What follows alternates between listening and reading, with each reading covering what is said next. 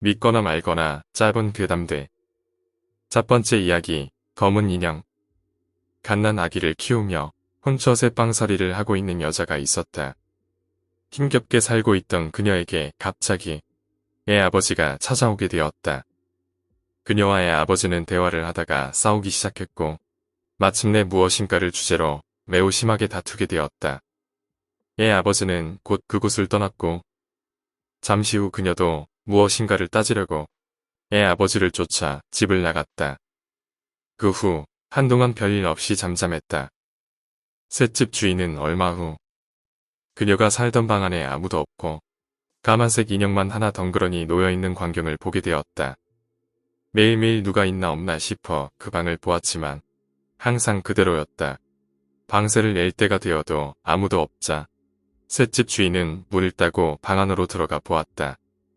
그런데 그가 들어가자 까만색 인형이 갑자기 꿈틀거리며 움직이는 듯 하였다. 그는 소스라치게 놀랐다. 셋집 주인이 자세히 보니 까만색 인형이라는 것은 혼자 방 안에 갇혀 굶어 죽은 갓난아기의 시체에 파리와 바퀴벌레가 까맣게 뒤덮여 있는 것이었다. 두 번째 이야기, 춤추는 여자. 한 독신 남자가 고달프게 일을 하며 살고 있었다. 그는 자신의 직업이 너무나 따분하며 재미가 없었고 밤늦게까지 계속 이어지는 긴긴 야근에 매우 피로했다. 그러던 그는 집에 돌아가는 길에 멀리 한 아파트에서 한 여자의 모습을 보았다. 거리가 멀어서 정확한 모습은 볼 수 없었지만 그 자태는 아름다워 보였다. 그녀는 음악에 맞추어 뛰고 왔다 갔다 하며 춤을 추고 있었다.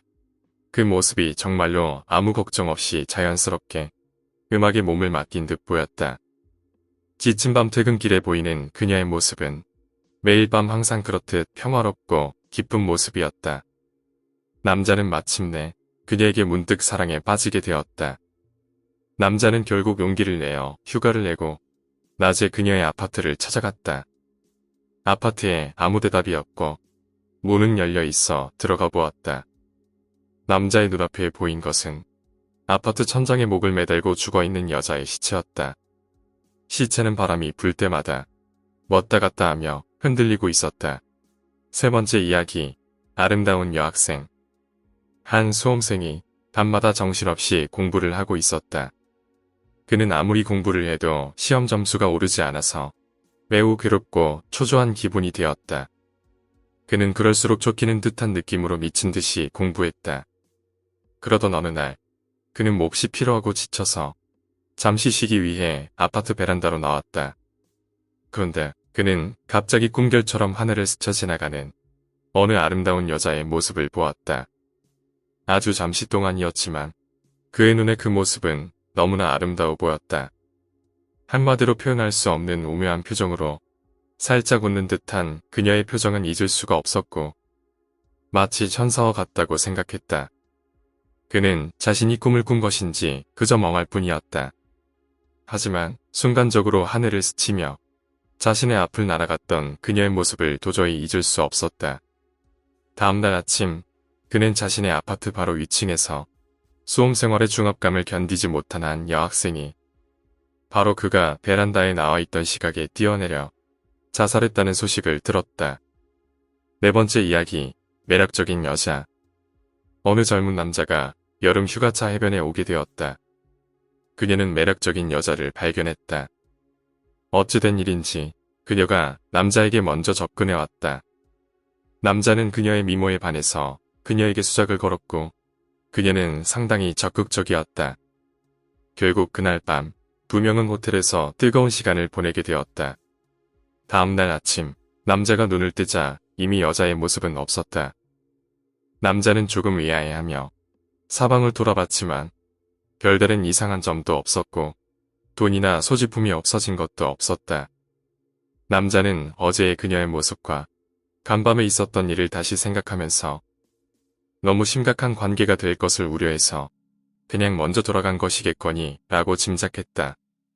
남자는 흐뭇한 미소를 지으며 세수를 하러 화장실에 갔다. 그런데 남자는 곧 얼굴이 하얗게 질리게 되었다. 세면대 거울에는 새빨간 립스틱으로 다음과 같은 글이 쓰여져 있었던 것이다. 에이즈의 세계에 오신 것을 환영합니다. 5번째 이야기. 피부 관리. 피부가 자꾸 갈라지고 터서 고민인 사람이 있었다. 이 사람은 그래서 피부에 좋다는 것이라면 온갖 요법을 마다 않는 사람이었다. 그녀는 누군가 깨를 물에 풀어서 목욕을 하면 피부에 좋다고 하는 말을 들었다. 그 말을 듣고 이 사람은 그대로 해보기로 했다. 그런데 그녀가 욕실에 들어간 지 몇 시간이 지났는데도 나오질 않는 것이었다. 예하게 여긴 그녀의 어머니가 마침내 잠긴 욕실 문을 따고 들어갔다. 들어검이 피부에 갈라진 틈 사이마다 깨알이 수없이 들어가 박혀 이 사람은 정신을 잃을 듯한 표정으로 이쑤시개로 온몸에 깨알을 파내고 있었다고 한다. 6번째 이야기. 무덤의 주인. 어린 시절에 겪은 일입니다. 제가 어렸을 적 여름방학마다 외갓집에 가서 외가 친척 동생들과 시간 가는 줄 모르게 놀다 가곤 했습니다. 어느 날 친척 동생들을 데리고 뒷동산에서 술래잡기 놀이를 하고 있었습니다. 아무것도 무서울 것도 없고 생각도 단순한 어린 시절이라 천진난만하게 뛰어놀던 저희들은 조그마한 무덤을 보고 올라타기도 하고 미끄럼도 타고 심지어 친척 동생은 무덤 옆을 손으로 파기까지 했습니다.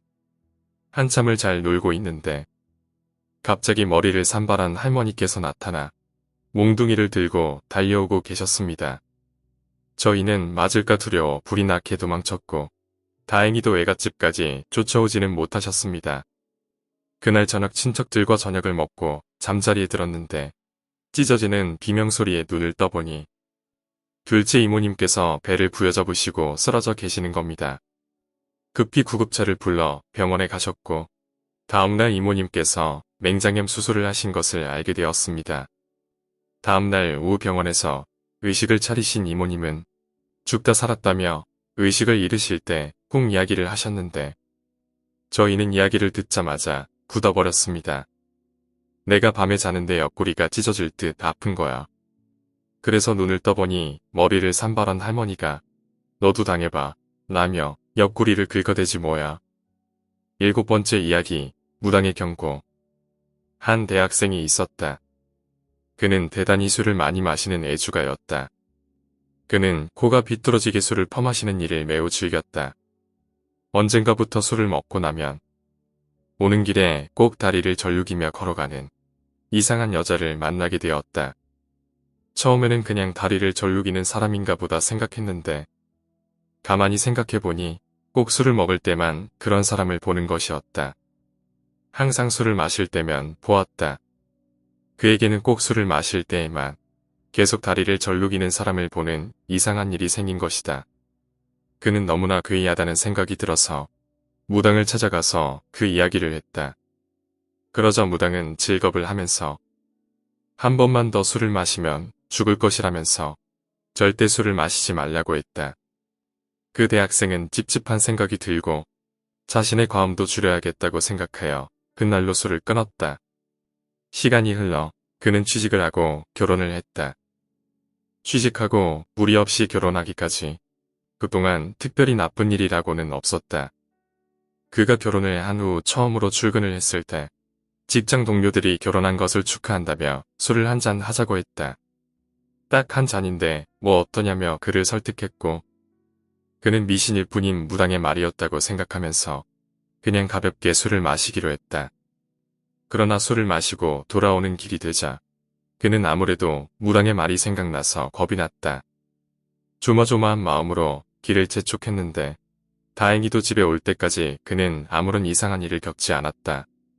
그가 안도의 한숨을 쉬며 현관문을 열고 집으로 들어서는데 거실에서 기다리고 있던 그의 아내가 다리를 절룩이며 그를 향해 천천히 다가왔다.